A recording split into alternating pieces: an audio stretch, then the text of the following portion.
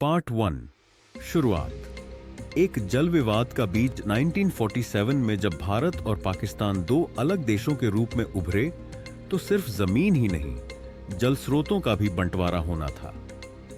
Indus river system, जो हिमालय से निकलकर पाकिस्तान की धरती में बहता है, उसकी कई धाराएं भारत में थीं, पर जीवन पाकिस्तान में उससे चलता था। इसलिए शुरुआत से ही दोनों देशों के बीच पानी को लेकर तनाव बना रहा। पार्ट 2 वर्ल्ड बैंक की एंट्री। 1951 में अमेरिका के एक पत्रकार और पूर्व टीवीए चेयरमैन डेविड लिलियंथॉल भारत और पाकिस्तान आए। उन्होंने एक रेवोल्यूशनरी आइडिया दिया, क्यों न इंडस बेसिन को पॉलिटिकल नहीं बल्कि एक टेक्निकल प्रॉब्लम मानकर सुलझाया जाए। वर्ल्ड बैंक के प्रेसिडेंट यूजीन आर ब्लैक इस विचार से प्रभावित हुए। उन्होंने दोनों देशों को साथ लाकर एक वर्किंग ग्रुप बनवाई, जिसमें इंजीनियर्स, प्लानर्स और टेक्निकल एक्सपर्ट्स थे।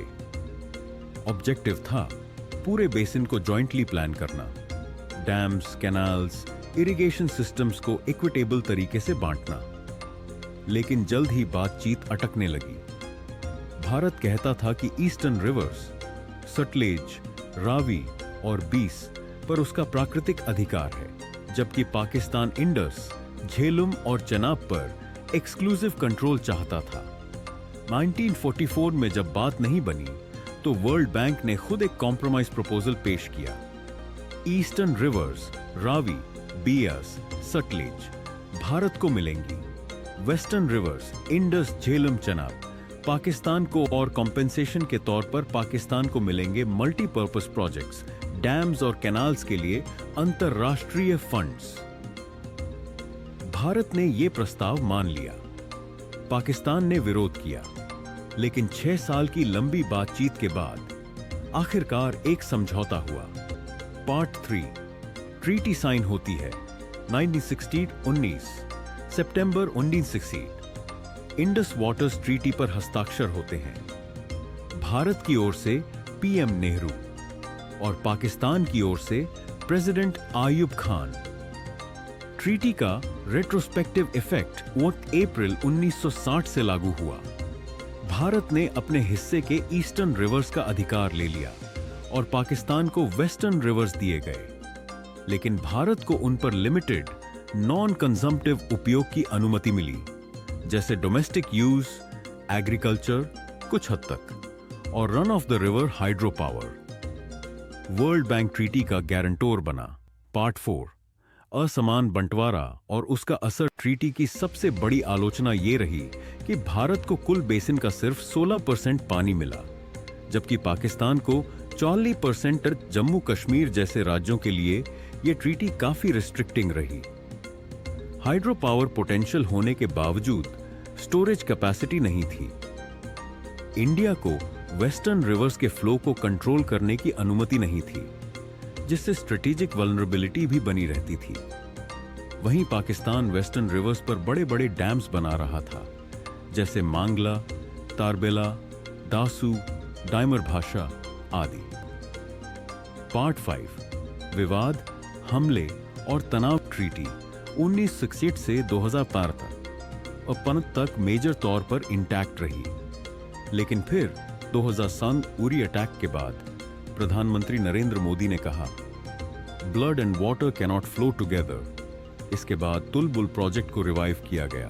फिर 2019 पुलवामा अटैक के बाद भारत ने बियास, रावी और सतलेज का पानी रोकने की प्रक्रिया तेज कर दी, और 2023 में भारत ने पाकिस्तान को एक फॉर्मल नोटिफिकेशन भेजकर ट्रीटी के रीनिगोशिएशन की मांग की। भारत ने यह भी कहा कि पाकिस्तान लगातार ट्रीटी की स्पिरिट के खिलाफ काम कर रहा है। पार्ट 6 आर्बिट्रेशन और कानूनी लड़ाई। पाकिस्तान ने एक बार फिर वर्ल्ड बैंक का दरवाजा खटखटाया। अब एक तरफ कोर्ट ऑफ आर्बिट्रेशन COA बन चुकी थी और दूसरी तरफ न्यूट्रल एक्सपर्ट NE भी नियुक्त किया गया। इंडिया ने इस ड्यूअल प्रोसेस को ट्रीटी और अंतर्राष्ट्रीय कानून के खिलाफ बताया और COA की लेजिटिमेसी पर सवाल उठाया। जुलाई 2033 में COA ने पार्शियल वर्डिक्ट दिया, COA वैलिड है। लेकिन वो सिर्फ वही मुद्दे सुनेगा जो एनई के डोमेन से बाहर हैं।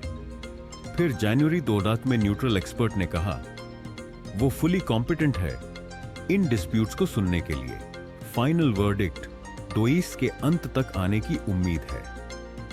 पार्ट 7, भारत की यूटिलाइजेशन एफर्ट्स। भारत ने ईस्टर्न रिवर्स के पूरे हक को यूटिलाइज करने के लिए कई प्रोजेक्ट्स शुरू किए। शाहपुरकंडी डैम, रावी। 2004 में पूरा हुआ ऊजेह डैम, JNK। निर्माणाधीन मकरापट्टन बराज, सेकेंड रावी 20 लिंक का हिस्सा। फिर भी हर साल लगभग 9.3 बिलियन M3 पानी ऐसा है जो ईस्टर्न रिवर्स से पाकिस्तान में बह जाता है, जो भारत का हक है। भारत ऐसे विकल्प भी एक्सप्लोर कर रहा है, जैसे चेनाब वाटर को ईस्टर्न रिवर्स की ओर डाइवर्ट करना या पाकिस्तान की सुकुर बराज के जरिए इंडिया के कुछ रीजन को पानी देना। एक cross border cooperation model. Part 8, 2025। बड़ा बदलाव। मार्च वीक 2025। 45 साल की देरी के बाद भारत ने रावी रिवर का फ्लो पाकिस्तान में ऑफिशियली बंद कर दिया। और फिर अप्रैल 2025 पहलगाम, जम्मू एंड कश्मीर में बैसरन वैली टेररिस्ट अटैक होता है, जिसमें 12 भारतीय सैनिक शहीद होते हैं। इसके बाद भारत सरकार ने कैबिनेट कमेटी ऑन सिक्योरिटी की मीटिंग में नेशनल सिक्योरिटी का हवाला देते हुए इंडस वाटर्स ट्रीटी को ऑफिशियली सस्पेंड कर दिया। अब क्या होगा? क्या पानी अगला युद्ध बन सकता है, या इतिहास फिर से दोहराया जाएगा, जहां एक ट्रीटी युद्ध से ज्यादा पावरफुल साबित हुई? इंडस वाटर्स ट्रीटी एक इंजीनियरिंग मार्वल, एक डिप्लोमैटिक चैलेंज और शायद अब एक जियोपॉलिटिकल वेपन।